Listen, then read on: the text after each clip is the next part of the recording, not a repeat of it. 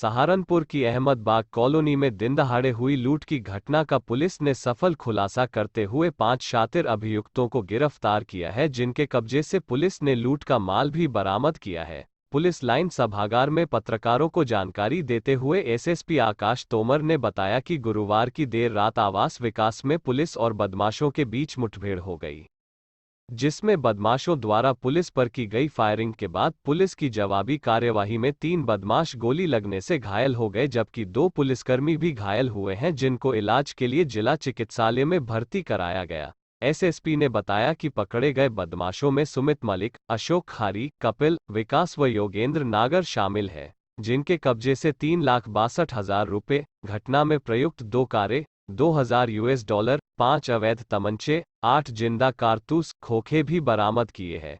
पूछताछ में अभियुक्तों ने अहमदबाग की घटना करना भी स्वीकार किया है।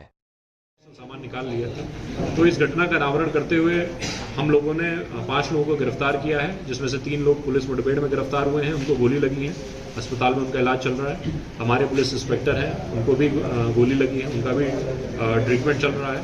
इस गैंग का मुख्य सरगना जो है ध्याना गुर्जर है, ये कल रात की पुलिस मुठभेड़ में भागने में सफल हो गया।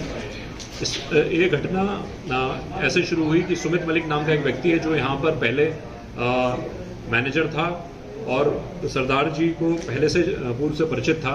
वो घटना से पहले वह और विकास शर्मा नाम के व्यक्ति दोनों ने उनके घर में पहुंचकर रेकी करी और टीम के बाकी सदस्यों को बताया, और घटना के दौरान 2 सदस्य अंदर रहे और बाकी 4 लोग, एक व्यक्ति अर्टिगा कार से और एक व्यक्ति वैगनार कार से इंतजार करते रहे ताकि उन लोगों को भागने में मदद दे सकें। और एक बोरी में भर के, जैसा कि सीसीटीवी फुटेज में आप लोगों ने देखा होगा, वो जो सामान था, कैश था, ये सब ले गए और उन्होंने फिर दोबारा आकर घटना करने का प्रयास किया है, जिसमें हम लोगों ने मुठभेड़ के बाद उनको गिरफ्तार किया। करीब 3,62,000 रुपये और $2,000 जो कि 1.5 लाख रुपये से ज़्यादा है, यानी कि कुल 5 लाख रुपये से भी ज़्यादा की वैल्यू की करेंसी हम लोगों को रिकवर हो गई है।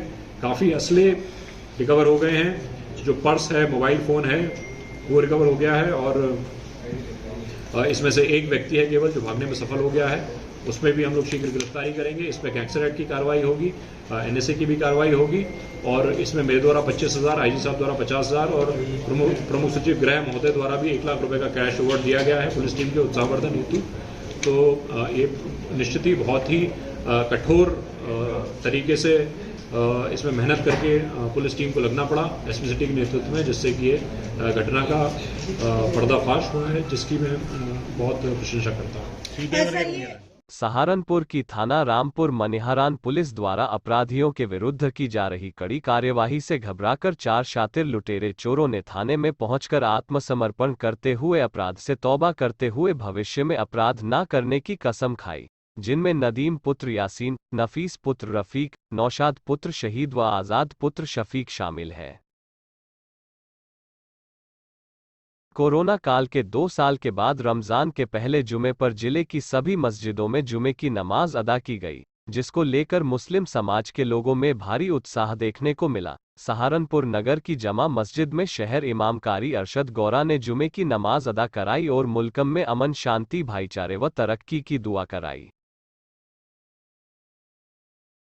मुबारक का पहला जुमा है। मैं तमाम बिरादरान वतन को, सब लोगों को रमज़ान शरीफ और पहले जुमे की मुबारकबाद देता हूं, और प्रशासन का भी बड़ा शुक्रगुजार हूं कि उन्होंने बहुत अच्छे तरीके से इंतज़ामात साफ़ सफाई के कराए हैं।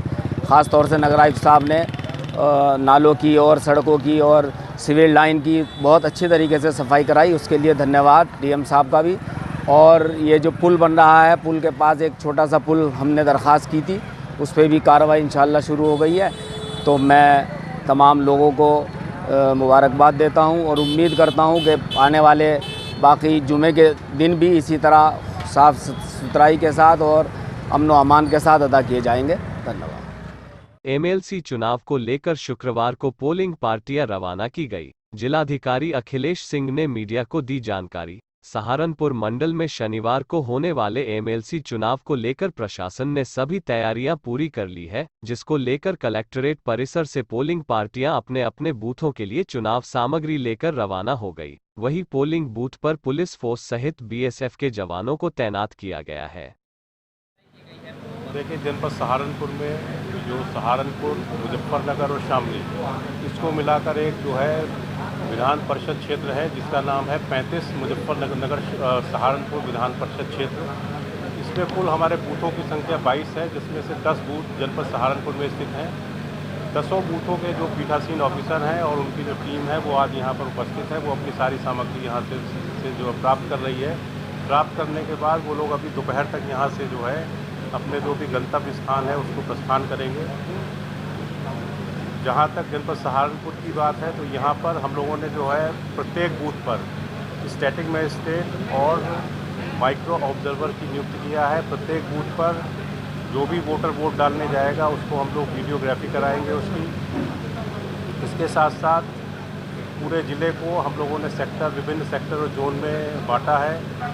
प्रत्येक बूथ पर बीएसएफ की जो है तैनाती है। तो इस प्रकार हम लोग ये कह सकते हैं कि अभी जो है जनपद सहारनपुर में शांतिपूर्वक, निर्विघ्न और निष्पक्ष चुनाव की दृष्टि से सभी व्यवस्थाएं पूर्ण हैं। प्रधानमंत्री नरेंद्र मोदी के 2025 तक भारत को टीबी मुक्त करने के लक्ष्य को पूरा करने के लिए जहां पूरे उत्तर प्रदेश में अलग अलग अभियानों के जरिए टीबी के मरीजों को खोजकर राष्ट्रीय क्षय उन्मूलन कार्यक्रम के अंतर्गत खोजे हुए मरीजों का निदान और उपचार करने की गतिविधियां कोविड के समाप्ति की ओर जाने के बाद दोबारा शुरुआत हो गई है, जिसके अंतर्गत लक्ष्य को पूरा करने के उद्देश्य से मुख्य चिकित्सा अधिकारी डा संजीव मांगलिक ने जिला क्षय रोग केंद्र के चिकित्सा अधिकारी डा आशीष कुमार को उपजिला क्षय रोग अधिकारी पद पर नामित करके अतिरिक्त प्रभार दिया है।